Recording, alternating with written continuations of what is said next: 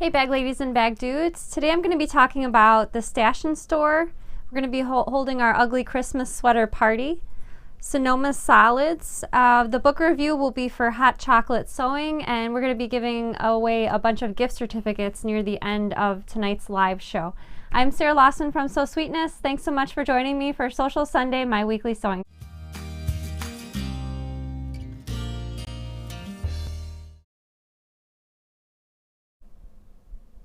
Hey everybody, happy almost Christmas. I suppose it's Christmas Eve in some parts of the world already. Thanks so much for joining me for Sewcial Sunday. I hope you're having a relaxing weekend and you have your Christmas preparations either finished or well underway. I see Evelyn's watching, Donna Lynn's watching from Southern California, Anne's watching from California also, Colleen's watching. So thank you so much everybody for joining me for Sewcial Sunday. So a friendly reminder, just about everything that I talk about during Sewcial Sunday are things that I've purchased myself. So these are not things that I'm getting paid to talk to you about, but just cool things that I found that I'd like to share with you. And everything that I am scheduled to talk about during Sewcial Sunday, I link to in the description. So if you're interested in finding out more about any of the notions, fabrics, books, or projects that I talk about during Sewcial Sunday, just check that link in the description and you can find out more information there. So today, as part of the notion of the week, I'm talking about the Stash and Store Organizer. I was a little skeptical about this at first because I admit I have 3 containers on my desk that kind of look similar to this, filled with a bunch of stuff, and sometimes it's hard because everything's so jammed in there, it's hard to see or find what I'm looking for. So I picked up this Stash and Store. I'm going to slide over to the side camera, I'll take it out of the box, and I'll show you how it fits some of my notions and commonly used tools. Okay, so this is what the packaging looks like, and I'm going to pull it out. It comes in several different colors. I picked the aqua color, and they all look like this. So the upper portion feels kind of like silicone or rubberized, and then this portion at the bottom is sort of not super heavyweight, but heavy enough plastic so that when you put your tools inside, it doesn't immediately fall over. So if you notice these kind of orange peel designs in the middle, they're movable, which is really great because you can fit larger tools inside if you need to. And of course the smaller petals over here, you can put pens in or smaller things. So I first put a pair of scissors inside because I felt like that was the ultimate test. So I actually put the scissors into this petal shape, and I was really amazed that the scissors stand upright. So I thought that's brilliant. I can put a few pairs of scissors inside, or I can organize the scissors in a certain section, and it'll also fit, of course, pens. Here's my Sewline pen. That's a bigger pen, so I put it in one of the, not the petal shapes, the inner portion of the orange peel. Pens can go, I guess friction pens will go in the larger half. I have some smaller markers that'll fit. Actually not. So I guess the scissors are the best to put in these little petals over here, and most of the pens and the larger tools will fit in the center of the circles. Here I've got an awl that fits nicely in there. So I thought this was really cool. I like that it's silicone because this kind of stretches and fits the tools really snugly. And I think I'll probably get one more of these in a different color to fit on at my desk, but I like that it's a slim shape so I can see everything, as opposed to keeping everything in this cup where once everything's jammed inside, it's hard to pick apart the particular pen or the tool that I want to find. So again, this is called the Stash and Store. It's available in several different colors, and I've linked to it in the description in case you're interested in finding out more. So now it's time for our before we get over to the ugly Christmas sweater party, I have a question for you. Let me know in the comments, how do you store tools on your desk? So I showed you my one container where I store my pens and scissors and everything else. I have a couple small, actually 3 small containers that are the same as that little white one that I showed you, and then I have a bigger, it's sort of a planter. It's about double in size, and I keep the bigger tools like the scissors inside of that. So not the most convenient. I really hate having all those things stacked up in front of my monitor on my desk. So I'm definitely excited about that stash and store, but let me know in the comments how you store your tools on your desk. All right, time for the ugly Christmas sweater party. I asked on the show and in the Facebook group if you have a photograph of yourself wearing an ugly or a Christmas sweater or t-shirt to send it in. So some people sent theirs in. Danny queued them up before the show because I'm sitting at a desk. I think I'm gonna try to stand up a little bit so you can see my ugly slash Danny considers this a cute Christmas sweater, but it's got a unicorn on it, of course. Go ahead, Danny, go ahead and put some of those photographs on the screen. So thanks again for sending in your photographs. This is Anna Renee with her horse, and they're both dressed up for Christmas. Caroline sent an ugly Christmas sweater cake that she made, which I thought was really cool. Clovis Perkins, she's got her lovely ho-ho sweater on. Cynthia Lopez sent me this photograph, and she said her daughters cried when she wore it to school because they were, I'm assuming they were embarrassed. Dawn Tennyson sent this lovely photo. Evelyn Fabrice sent this, I think it's a beautiful Christmas sweater with a skirt. Helena Blondstrand sent this ho-ho-ho sweater. The next one is from, I think we're frozen. No? Okay, Jen Sand sent this lovely outfit that she wore to work. And Danny's going to help me out with the rest of the names for the rest of the photos. Karen Britton. Karen Britton. Kate Halligan.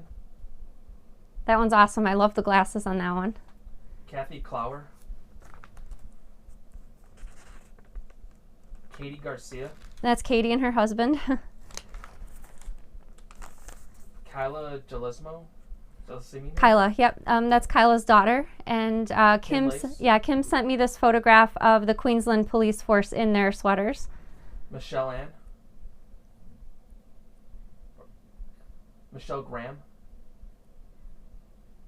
and Michelle's got her Renegade bag too. Mindy Carnley, sorry. Rhonda Laws, Sarah Weasel. And that's Sarah's daughter and her friend. That's Kelsey and Addie. Sue Did. Susan Clark. Valerie Carey. Okay, so again, thanks for participating in our ugly Christmas sweater party. Danny and I put our heads together before the show, and we chose our favorite out of the group, and that was Mindy Carnley. So congratulations to Mindy. I'll email you after the show. We're going to send you a gift certificate for participating and winning our ugly Christmas sweater party. So yeah, let's keep the festivities going. We have some more. Sorry, Danny. Oh, Danny's going to put her photograph on the screen one more time. It's right over here. Okay. There we go. There's Mindy. That's awesome, and I like how she's got her iron in the photo too. Yeah, that's my pick for sure. All right, so we're going to have some more giveaways at the end, so stick around for that. Danny's favorite part of the Sunday show, we're going to ask you now to let us know in the comments either on Facebook or YouTube. Go ahead and type Bag Lady or Bag Dude right now. We really appreciate the bag making community, supportive as ever, especially this time of year. And I know so many of you participated in the Secret Santa swap that Michelle Graham ran in the Facebook group, and it was tons of fun seeing all the photographs of the Secret Santa gifts that people received. So lots of fun, and thanks for being part of the community. All right, so the fabric in my stash this week is actually a fabric sent to me, or at least fabric sample sent to me by one of our viewers, Heather Seth. So Heather works for Wilmington Fabrics, who produces this particular fabric line that I'm going to be showing you. It's called Sonoma Solid. So Heather told me in an email that she knows that I don't take freebies from companies generally, just because I like to talk about things that I've purchased, so it's not so it doesn't seem like I'm being biased in talking about a particular product. But Heather offered to send me cap sets, which are little sample swatches sort of that fabric companies send out to usually quilt shops, so that the quilt shops or fabric reps can show the quilt shops the fabrics in person. So that's what Heather sent me. My interest was really piqued though, because in the email that Heather sent me, she said that she uses these solids for her linings usually, and she says because the solids are substantial, she usually doesn't use interfacing. So you probably know that I'm a big fan of using quilting cottons for my bags. And I usually always use quilting cottons for the linings, but when I'm making my linings, I attach my lining fabric to Pella and Shapeflex to make it a little bit more substantial and holding up to the everyday use of the bag. But when Heather told me that she uses these solids with no interfacing, I was really interested in that. And so I'll tell you more about that in the side camera, and I'll show you the colors of these Sonoma solids. Okay, so these are the cap sets that Heather sent me. So I'm going to start with the neutral cap set. So these are just sort of like a waterfall layout of the solids, and these are the neutrals. So of course, there's some creams, whites, grays, and blacks. And then I'll save my two favorite cap sets for last. So here's another one with sort of, I guess, rustic colors. So there's orange, an aqua, and so on. What I was mentioning before in the front camera, and I feel like it's definitely true. So what I did was I took a piece of regular quilting cotton that I would use for lining and attached some Pella and Shapeflex, which is what I would do when constructing a bag and making the lining. And then I compared it to how the Sonoma solids feel, and I feel like it's equal. So in other words, the Sonoma solids feel just as substantial as a quilting cotton attached to Pella and Shapeflex. So especially if you're into using solids for your linings, I thought this was brilliant. It's a time saver as well as a money saver because you don't have to go that extra step and purchase interfacing for your lining fabric if you're using the Sonoma solids. And as you can see, lots of bright colors here. And let me show you a few more. So these solids are available at some quilt shops, but mostly online. And I linked to a shop, Fat Quarter Shop, carries what appears to be the full line as well as some bundles. I love these rainbow colors on this cap set. I would have to say my favorite colors in this setting are this teal right here, and I love this bright pink over here. So I'm excited to order some of these and try them out for linings. I feel like the quality is really high quality. The colors are nice and bright, and I was so happy that Heather emailed me about these solids because, again, like I said, it's a huge time saver not having to go that extra step and attaching the Shapeflex to your quilting cotton that you're using for your lining, and saves you a little bit of money as well. So thanks again, Heather, and love the Sonoma solids. So I have a question for you. Let me know in the comments, do you like a solid lining? So solid colored lining. Yes or no. I don't usually go out of my way necessarily to purchase extra lining fabrics that are really eye-popping and stand out, because I like to use that standout fabric for my exterior fabric. So I'm definitely okay with using solids for my lining, or kind of like a blender fabric with a smaller print and a solid background. So thumbs up for me on the solids on the linings. Danny has a graphic that we're going to put up on the screen right now. I just wanted to put a couple of stats on the screen for you. Again, thank you for being part of our community, and I picked up 2 stats from the last 30 days. And in our Facebook group, there were 256,000 posts, comments, and reactions. Reactions means likes, hearts, that kind of thing, just in the last 30 days. So I thought that was amazing. And on YouTube, on our YouTube channel, so that means for our live videos and all of our pre-recorded content, we had 13,000 comments in the last 30 days. So I thought that was amazing. I'm generally not a person that worries and pays super close attention to stats like numbers of followers and numbers of subscribers. However, I thought those 2 statistics were amazing because, in my opinion, there's no point in producing videos and posting photos and all this if nobody is commenting or liking or participating, because in my mind that means nobody really cares all that much about the content. But I was blown away at those numbers for comments, likes, reactions, and then the comments also on YouTube. We really appreciate you guys. We listen, believe it or not, we check on comments. Of course, I answer all my emails, and a lot of the suggestions we get for things like notion of the week, the fabric, like Heather emailed me about these Sonoma solids. A lot of the content for our shows comes from suggestions from all of you, so we really appreciate you. Thank you so much for watching the show, and I'm really excited to see what 2019 brings. So I kind of have a question for you related to that. I want to know, and let me know in the comments, but where do you follow Sew Sweetness? And it could be multiple places, but are you generally watching just on YouTube?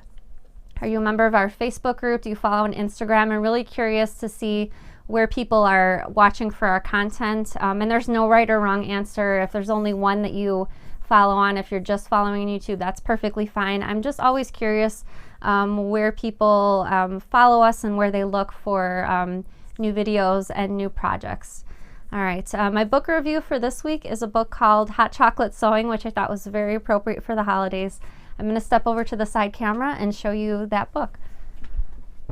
Okay, so this is called Hot Chocolate Sewing, and it's written by Tone Finninger. And the thing that I really like about this book, the projects are all made using Tilda fabrics, but I like that it's not a particular genre. So there's stuffed animals in the book, there's quilted projects, there's little accessories. So in my mind, a little bit of something for everyone, and the photographs are really pretty.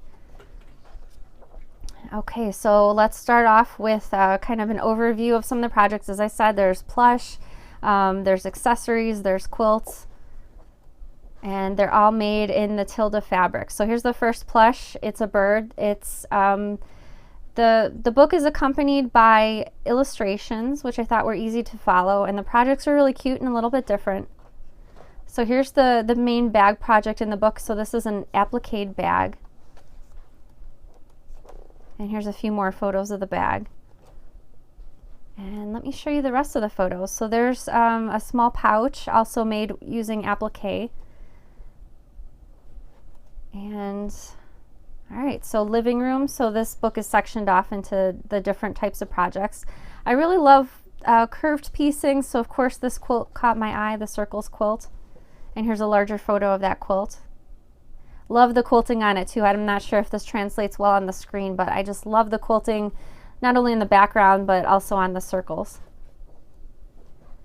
Okay, some little accessory little bowls. These would be really cool for wonder clips, I think. And here's one of the other stuffed animals in the book, a baby deer.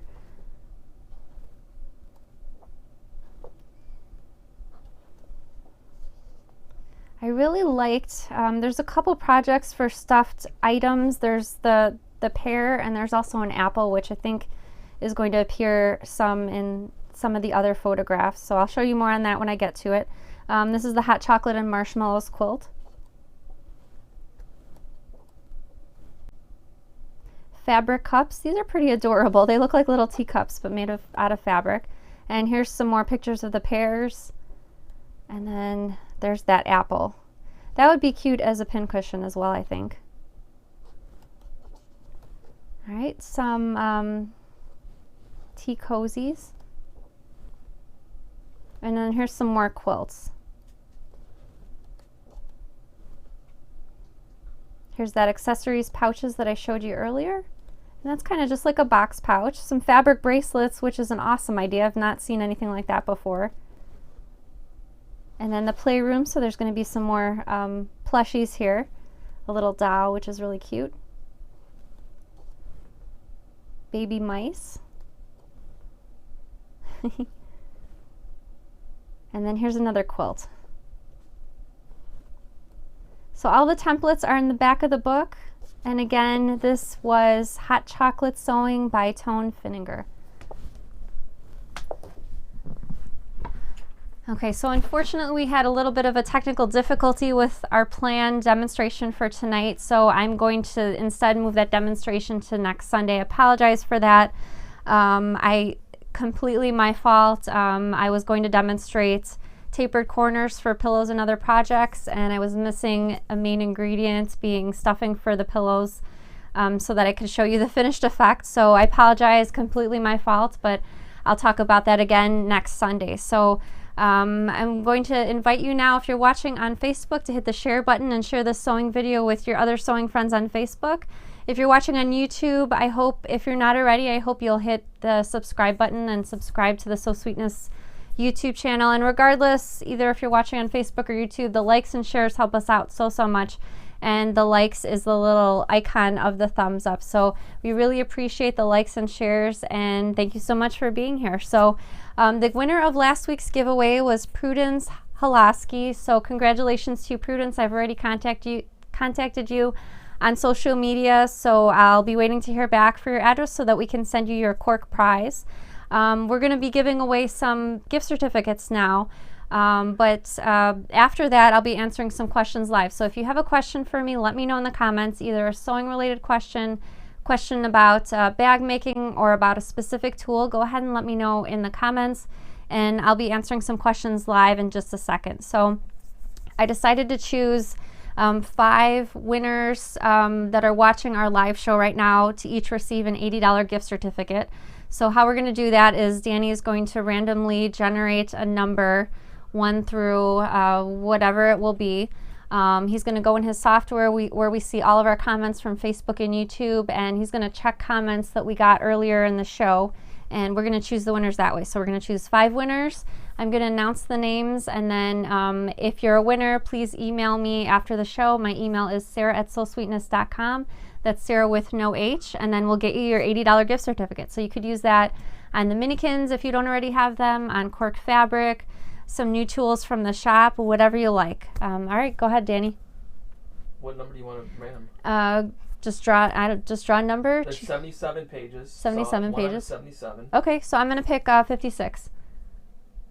And on that page, there's 20, so page 56. Okay. And the number spot will be 16 on the 56th page. Okay, sounds good. So that's 4 from the bottom. That's Lori Bernard. Lori Bernard is our first winner. Congratulations to Lori. Comment. I'm going to write, oh, thank you. Very handy. I'm going to write Lori's name down so we have a list of all the winners. Congratulations, Lori. I'm going to pick number 12. All right, page 12, number 20, so it's the last one on the page. Okay. And that is Carol Hamilton. Carol Hamilton is our second winner. Congratulations, Carol. Santa's given out a bunch of $80 gift certificates tonight. So number 33. All right, number 10 on page 33. Okay. 3, 6, 9, 10. Christina Callison. Congratulations, Christina. So we got 2 more gift certificates to give away. I'm going to go with number 41. So 14 on 41. Page 41. Helen Caldwell. Helen Caldwell is our 4th winner. Congratulations, Helen. And one more. Let's go with 52. So it's 16 on 52. Okay. 1, 2, 3, 4. Annette Williams. Annette Williams is our 5th winner. So congratulations to all of you. Be sure to email me after the show, sarah@sewsweetness.com, and that's Sarah with no H. All right, we're going to be giving away 1 prize at the end of the show like normal for anybody who's watching the recording, just so everybody has a chance, so never fear. But let's get over to some questions first. Hopefully Danny can pick a few out really quickly. All right, so I see everybody saying congratulations to the winners. That's what I love about our community. Everybody's really no hard feelings over people that haven't won, and everyone's congratulating the winners, so love that. So I don't know what you're doing for Christmas, but tomorrow night we're going over to my parents' house for Christmas Eve dinner. Really excited about that. The kids are really excited to open some presents. Susan says, what bag would you recommend for a 10-year-old to take on a cruise? Maybe the Oriole bag, maybe the smaller Oriole bag. I know Violet likes that one. Violet's 10 also. Violet also likes the Baker Street bag, so I'm not sure if you meant like a travel bag for her or like a bag she could just take around. I'm always a big fan of the Cumberland backpack for trips. When we go to Disney, the kids each have their Cumberland backpack size small, and they have little snacks and workbooks and coloring pens and things like that in their small Cumberland backpack. So those are some suggestions for me. Carol says, are your free videos always going to be posted, or are you going to take them down? So the free videos on YouTube will always be there. We don't have any plans to take them down. I feel like the free videos are a great chance for people to try out a Sew Sweetness project such as the Baker Street bag and see if they like it and see if they like how we present our videos. Danny and I are a big fan of making videos without lots of fast forwards and skipping to different steps, because I like the fact that everyone can see, because I'm sewing in real time during the videos, I like the fact that you can see every little thing that I'm doing if I'm adjusting fabric with my finger or what have you. So like that fact, and the videos will always be there whenever you need them. Beck says, have you ever thought about designing your own fabric line? So I actually did a few years back. I designed 2 lines of fabric for art gallery fabrics. It's been, I think, 4 or 5 years now. My first line was called Jungle Avenue, and it was really bright colors and Chicago inspired or city living inspired prints. And then the second line was called Fantasia, and that one was unicorns and different things. And what I learned in that process of designing fabric is, in my opinion, designing patterns and designing fabric are both full-time jobs, and I just didn't want to do okay at these 2 different things. I wanted to do the best that I could at one of them, so I chose pattern design since I love that so much. And I feel like if I had too many different things to work on, we certainly wouldn't have been able to put so much of our efforts this year into the videos, and we definitely will be making that our focus in 2019 as well. So unfortunately, the fabric had to fall by the wayside, but there's so many great options out there for fabric, so I'm certainly not disappointed in that choice. Karen says, is it possible for the Epicure pouch to be made smaller? So I saw, I'm not sure where I saw it. It might have been in the Facebook group asking about different purse frame sizes. Maybe it was a 4-inch frame. So for the current Epicure pouch pattern as it is, and that's from Minikin Season 2, there's instructions for using either an 8-inch frame or a 7.5-inch frame.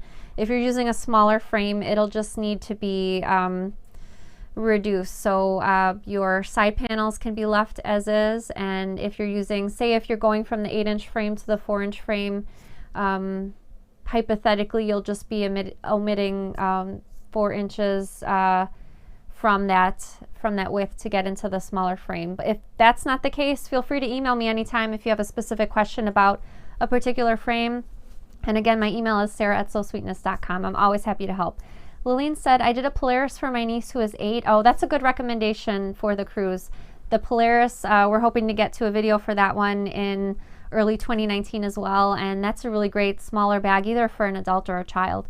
Shannon says, are the zipper tape widths different on 30 and 40-inch zippers? So I carry both 30 and 40-inch zippers in my online shop, and those are both handbag zippers, and the width of the zipper tape for both of those is 1.25 inches. So the same width, it's just longer obviously for either the 30 or the 40-inch option. Debbie says, I would love to see a hanging bag that holds rulers or templates. That's a great idea. Let me write that down. Notion holder, maybe. Yeah, since the Minikins finished, I guess later this fall, I've been really on a pattern writing spree, so definitely collecting ideas for new projects. Really excited to work on some new patterns. Mary says, have you ever cut faux leather into a shape and sewn on as an accent on the front of the bag? I have not personally, but there's a few people that make leather bags or attach leather accents in shapes. There's a lot of, I'm not sure how it's pronounced, but Benekwe on Instagram, she makes a lot of Star Wars inspired bags with the pogs on them, and she cuts their faces out of leather, and it looks really awesome. So I guess kind of like a faux leather applique. But I believe she leaves her edges raw, and again, her bags are really awesome. Lois says, can you design a fanny pack? So I did a few years ago, but I want to revisit it with a different shape of fanny pack, and I know in some parts of the world that's not a nice word to say, so mine's called, the one that I designed in the past was called the beatnik waist bag, so I called it waist bag to steer clear of any, what's the word, I can't think of the word I'm thinking of right now. Lillian says, Sarah, why do you prefer the Cumberland instead of the Edelweiss? I don't know if there's a reason. I think I just like the look of the Cumberland. I like the twist lock on the front. I don't know. Sometimes some of the later patterns I've designed, I sort of lean toward favoritism toward later ones, because obviously the longer I do this, the more comfortable I feel designing patterns. But I've made a ton of Cumberland backpacks. I made a couple Edelweiss backpacks, but the Cumberland I've made, I don't know, maybe 6 times. So clearly if I've made it that many times, it's kind of on my favorite list. Shannon says, could we replace the stiff interfacing with the foam interfacing and still have a nice result? So I guess it depends on the particular bag you're asking about. The foam interfacing and the Peltex kind of do two different things. So if, for instance, I like to use, depending on the bag, Peltex on the bottom of the bag, certain bags, so that the bottom of the bag does not bow down under the weight of the items you're putting inside. So just for an example of a bag that I could easily reach, this Renegade bag has just a smaller strip of Peltex on the bottom just to stabilize the bottom. There's also foam there, but again, it probably depends on the bag. So you can either leave a follow-up comment, Danny will look for it, or you can email me after the show, and I'm happy to talk about substituting different interfacings if you'd like. All right, Jerry Lynn says, on the day trip cell phone wallet, does the foam interfacing go all the way to the edge, or does it get trimmed away? So that was my mistake when we shot the video. I cut my foam to the same size as the fabric. Obviously, since you saw me do it in the video, it can be made either way. The reason that I decided to trim the foam interfacing smaller per the pattern instructions, so it's cut about a quarter of an inch smaller all the way around, just the foam, is to keep that extra foam out of the seam allowance, because in such a small project, it gets tough turning everything and adding the layers with the front pocket and the flap. So it could be made both ways. If your machine kind of bulks at layers, definitely go with per the pattern instructions and cut your foam smaller. If your machine's a workhorse like mine is, you should be fine either way. Either the way I've done in the video, cutting the foam to the same size as the fabric, or cutting it smaller per the pattern instructions. Jane says, I love making your selvage pouch. Need to understand when you sew the side seams, do you catch the fabric at the ends of the zipper, or do you just miss it? So that's a really great question. So when you're working on generally any type of zipper pouch with tabs at the either end of the zipper, such as this Metro double zip pouch, there's fabric ends on either side of the zipper. And so when you're dealing with a zipper with the fabric ends, when you're sewing the side seams, so basically when you're sewing the exterior right sides together and when you're sewing the lining right sides together, you want to sew just a hair to the outside of where those tabs are. You don't want to sew over the tab fabrics, otherwise the tab fabric will catch in your seam and kind of be not a gap, but it'll just not be nice and straight and smooth like it is right here. So just sew just to the outside of the tab, just so you won't cut it, just so you won't be sewing through it, and you'll have a nice clean looking tab. Gina says, do you ever have sew along? So actually, two members of our Facebook group, Michelle Graham and Bronwyn Carr, hosted 2 sew alongs later this fall. The sew alongs are over already, but the ones that they hosted already were for the dot dot dash bag and for the, Danny, do you remember the first one? Tutor bag. The tutor bag, thank you. They will be hosting a sew along later this, I guess earlier this spring, for the Sublime bag. And those are, we try to choose patterns for the sew along that already have a video to go along with them to sort of take out the guesswork or cut down on the questions, because obviously with the video there, the video often answers any questions that there may be. But when Michelle and Bronwyn host sew alongs, they offer additional tips and tricks for adding things or for changing things up a little bit in the pattern. So that's the sew along. I think they're going to do, hopefully we can get them to do some more of those. We're also going to have a contest later this spring called Purse Palooza, and that will be, I don't know if you'd call it a sew along, but definitely a contest with lots of prizes for people to make some more Sew Sweetness bags. Sarah says, are any of your bags in the hoop? They are not, but my friend Sue O'Very, I don't know if you're familiar with Sue O'Very Designs, but if you're not, you should check her out. And she has a lot of in the hoop projects for little accessories and different things. So again, that's Sue O'Very Designs. Kim says, have you ever designed a phone wallet, phone on one side, card slots on the other? I haven't designed exactly yet, but exactly that, but you could use the Day Trip cell phone wallet and kind of modify that. I saw that Rock Baby Scissors made one in the last couple of days. She left off the front pocket so the cell phone would fit inside, and she just had the card slots on the one side. Let me see if I can, I'm not sure if I can grab one from here. No, I can't. Sorry, I'm hooked up to the mic and my range of motion is a little bit limited. Patricia says, did you see the bag lady that made a pet carrier from the picnic bag? I did. That was the picnic in the park cooler made with a bit of pet-friendly mesh on the front, so you could put a pet inside. I thought that was awesome. I still have on my list for a pet carrier bag to design a pattern for that, but I thought in the meantime that was a very clever modification. And Genevieve says, I asked this question in the Facebook group, but wanted to know if you pre-wash your fabric before making a bag. So if you're ever unsure about, not the provincial nature, but where you've gotten the fabric from, for instance, if you have some fabric in your stash and you're not sure who the designer or the manufacturer is, the safest bet is always to pre-wash the fabric in the manner that you would the finished bag. So if you like putting your finished bag or would like to have the option to put your finished bag in the washer and the dryer, that's what you should do to pre-wash your fabric. I work with a lot of fabrics that I'm familiar with from the same manufacturers over and over. For instance, I work with a lot of Tula Pink, so that's Free Spirit Fabrics, and based on past experience, I'm familiar with how that particular fabric shrinks. I did a test years ago, I mean years and years ago, this was probably eight or 9 years ago. I washed a 1 yard exact piece of fabric in the washing machine and in the dryer, and the shrinkage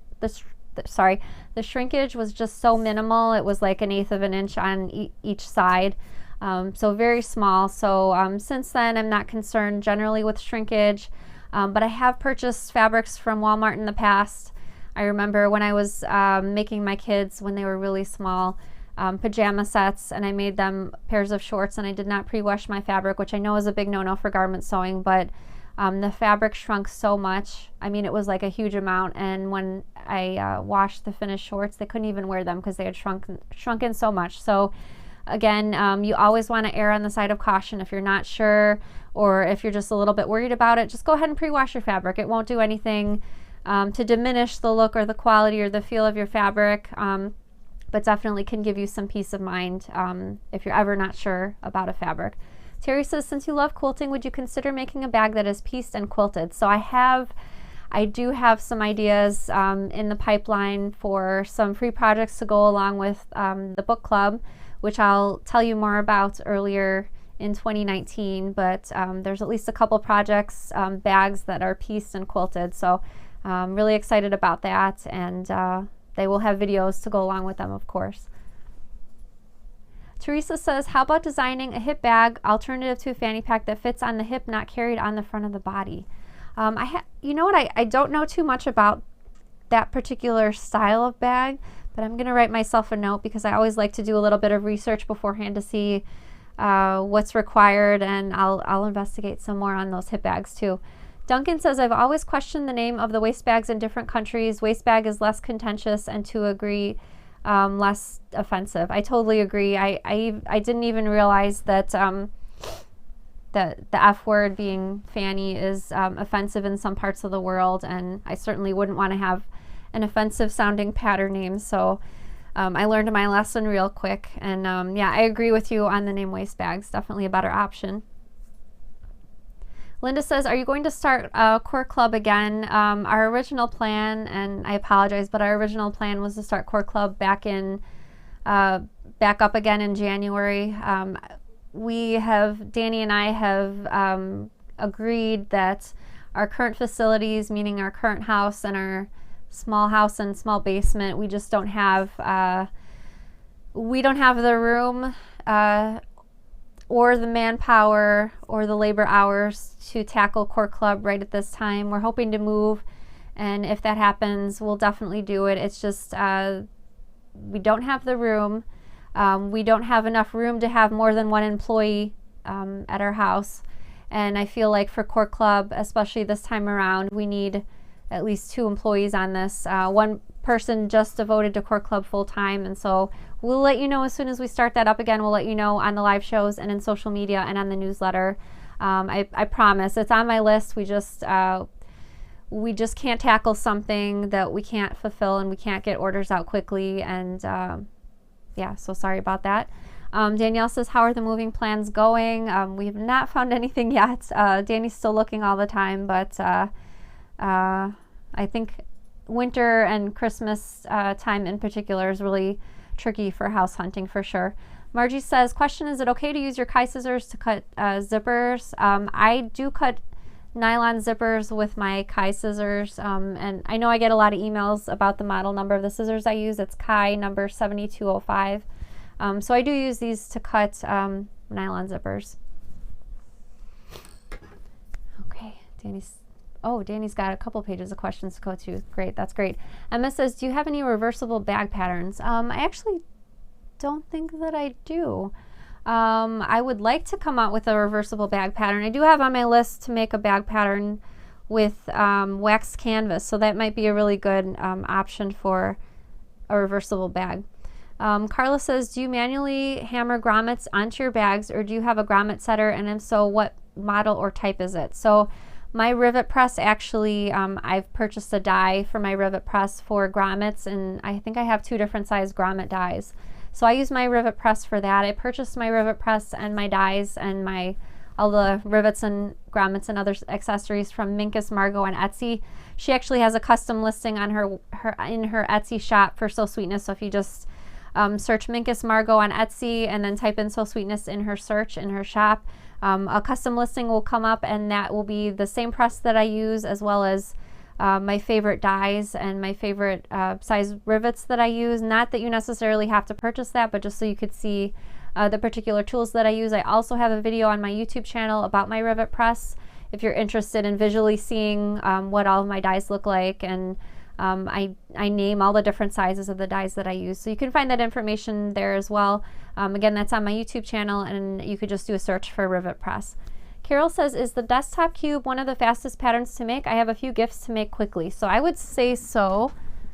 Here's a desktop cube that Michelle Graham made for me for my birthday, and her son also made a few of these as well. Because it's all straight seams, it's a relatively quick sew. What else is kind of quick? I think the I Spy pouch is sort of a quicker one too. So here's I think this is the large I Spy pouch. It's got this clear vinyl in the front, so you could put threads or Matchbox cars or other little gifts inside.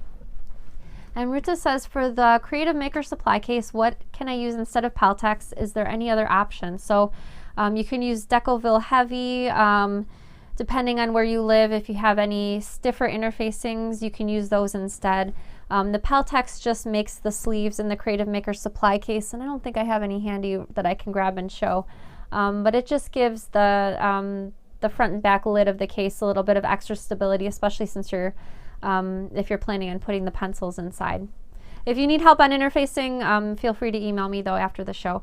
Rosa says, hi Sarah and Danny, glad to be back with you guys. Been very sick with pneumonia and at home feeling better. I'm so sorry, Rosa. I'm glad you're at home and feeling better just in time for Christmas. I'm sorry you had to go through that though. That doesn't sound fun at all. Teresa says, do you have a pattern for cross stitch supplies? Cross stitch supplies. I'm trying to think which of my patterns. I'm a very beginner cross stitcher. I'm trying to think if my patterns would be best for that, but I'm assuming the viewers either on Facebook or YouTube would know better than I do. So if you use any of the Sew Sweetness patterns for your cross stitch supplies, please leave a comment. Danny's going to look for that, and if he finds it, he'll put it up on the screen for Teresa. Thank you. Verna says, did you make the unicorn that is behind you? No, I actually purchased this from a shop on Etsy. The shop is called Stitchified Toys, and this was from the pattern was from a book review that I did earlier this year. I cannot remember the book. Oh gosh.